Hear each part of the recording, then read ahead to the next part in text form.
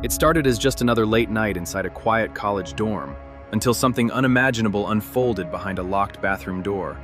No warning, no preparation, just confusion, panic, and a moment that would spiral into a case now gripping the entire country.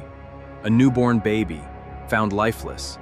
A young student, at the center of it all. And now, a courtroom battle where every word, every decision, and even what won't be shown to the jury could change everything. Because sometimes, the most shocking part of a case isn't just what happened, it's what might never be heard.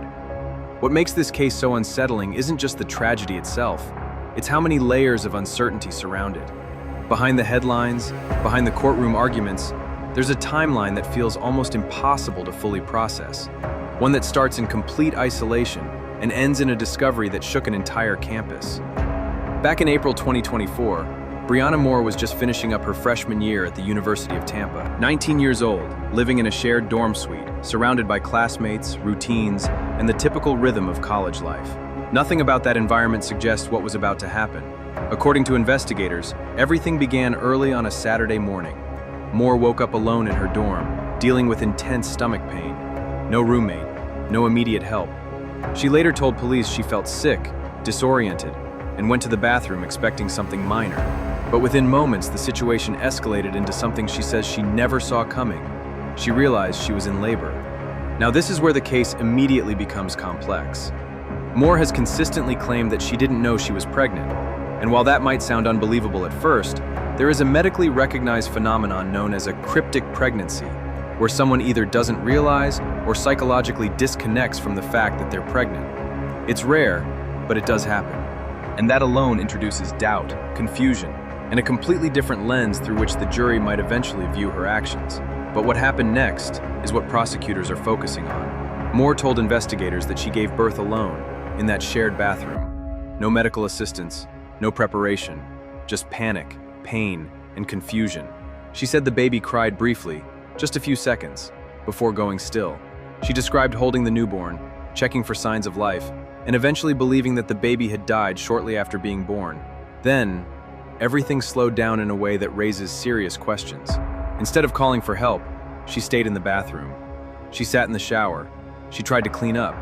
At some point, she laid down and even fell asleep for about an hour. When she woke up, she said she still didn't know what to do. And ultimately, she placed the baby, later named Amara, into a trash bag. No hospital visit, no emergency call, no one notified. At the same time, outside that bathroom, small details were quietly building into something much bigger. The dorm wasn't isolated.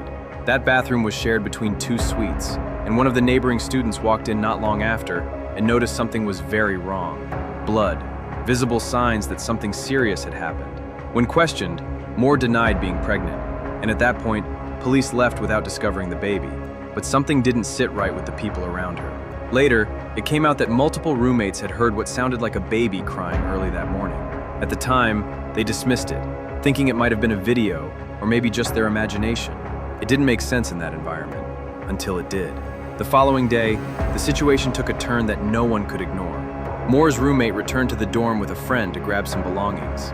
Inside the room, they noticed a bloody towel inside a trash can. Something about it felt off. Using a container, one of them moved the towel and immediately felt something firm inside. That moment changed everything. Realizing it could be a baby, they took the bag outside and contacted campus safety. When authorities arrived and opened it, they found the body of a newborn child. From there, the case exploded. What had been confusion and suspicion instantly became a full-scale investigation. And soon after, the medical examiner's findings added a level of severity that shifted the entire direction of the case. The autopsy revealed multiple fractured ribs along the baby's spine, along with signs of hemorrhaging in the lungs. The official cause of death was determined to be asphyxia due to compression of the torso, and the manner of death ruled a homicide. That single conclusion transformed everything. Because now, this wasn't just about a young woman giving birth alone and panicking.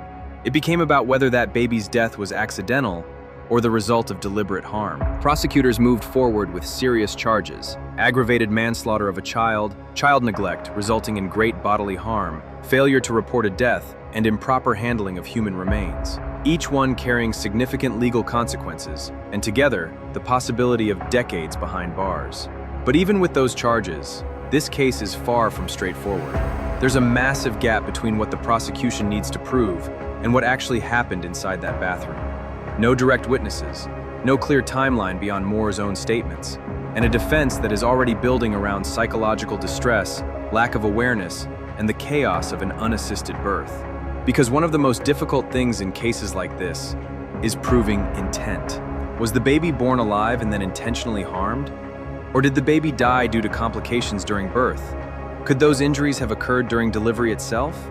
Could panic and shock explain the decisions that followed? These aren't just questions. They're the foundation of the entire trial. And then there's Moore's own voice in all of this. Her recorded interviews with police may become one of the most critical pieces of evidence. In those conversations, she describes confusion, fear, and a complete lack of understanding of what was happening. She admits she didn't call for help.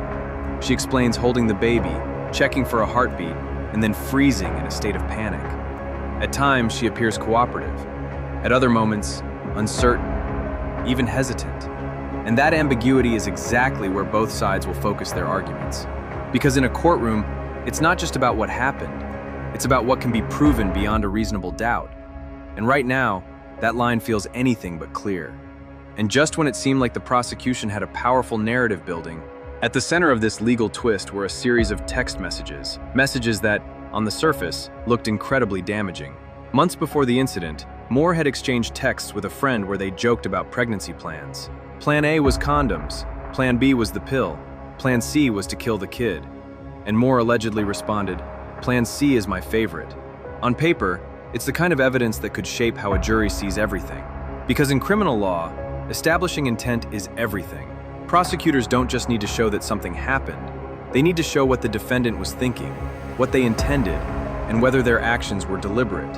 And statements like these can sometimes act as a window into that mindset. But the court saw it differently. The judge ruled that these messages were inadmissible, not because they weren't disturbing, but because they didn't meet the legal threshold required to be shown to a jury. Under evidentiary rules, especially those governing character evidence, you can't simply present past statements to suggest someone acted in line with a bad character. In simpler terms, just because someone once said something shocking or inappropriate doesn't automatically mean they committed a crime later. The judge pointed out something critical. Those texts weren't tied to any specific pregnancy. There was no indication Moore even knew she was pregnant at the time. In fact, based on the timeline, she would have been only about 4 weeks along. So instead of proving intent, the court determined the messages would only serve one purpose: to make the jury think, this is the kind of person who would do something like this. And legally, that's not allowed. That decision alone is a significant blow to the prosecution. Because without those messages, the case becomes much more dependent on forensic evidence and expert testimony. And that's where things get even more complicated. The medical examiner concluded the baby died from asphyxia due to compression, supported by rib fractures. But here's where the defense will push back hard. Could those injuries have occurred during childbirth itself? An unassisted delivery, especially in a confined space like a dorm bathroom, is chaotic, physically intense, and unpredictable. The defense may argue that what looks like trauma could actually be the result of pressure during delivery, positioning, or even the mother's attempt to handle the newborn without any medical knowledge. Then comes the psychological angle. The defense is expected to lean into the concept of a cryptic pregnancy, combined with acute stress, shock, and dissociation. Imagine experiencing sudden labor without even knowing you were pregnant. No preparation, no support, no understanding of what's happening to your body. In that state, decision-making isn't rational, it's reactive. And that could explain everything from not calling 911 to freezing, to making choices that, in hindsight, seem impossible to justify. On the other side, prosecutors will likely focus on Moore's own statements. Her admission that the baby cried, that she held the baby, that she placed the baby's head against her chest until the crying stopped.